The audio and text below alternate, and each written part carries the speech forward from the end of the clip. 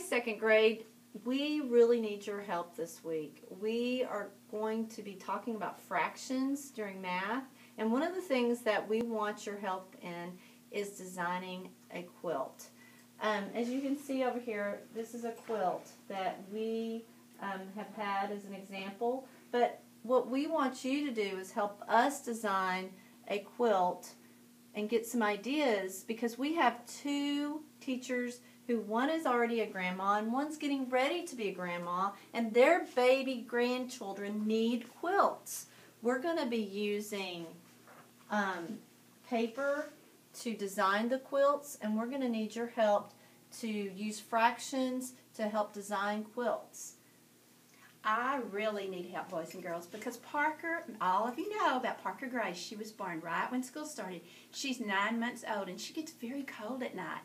And she does not have a quilt big enough for her. So how many of you could help me design a quilt using fractions so I could see which one Parker likes the best? I'm getting a grandbaby on August the 6th. I don't know if it's going to be a boy or a girl. So you guys can help me decide what color, what pattern, what shapes. We're going to be using fractions, and we're going to be using different kinds of fractions. We're going to use halves, maybe fourths, maybe eighths.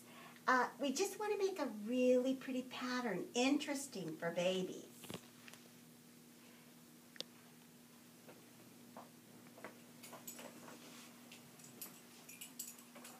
Here's a pattern called Trip Around the World. And as you can see, boys and girls, it has squares in it. All kinds of squares.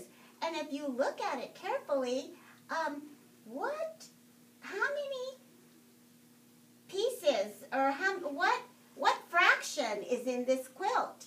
I bet you guys can tell just by looking at it. And then here's another quilt. And it's got a shape that we've already studied. What shape is that?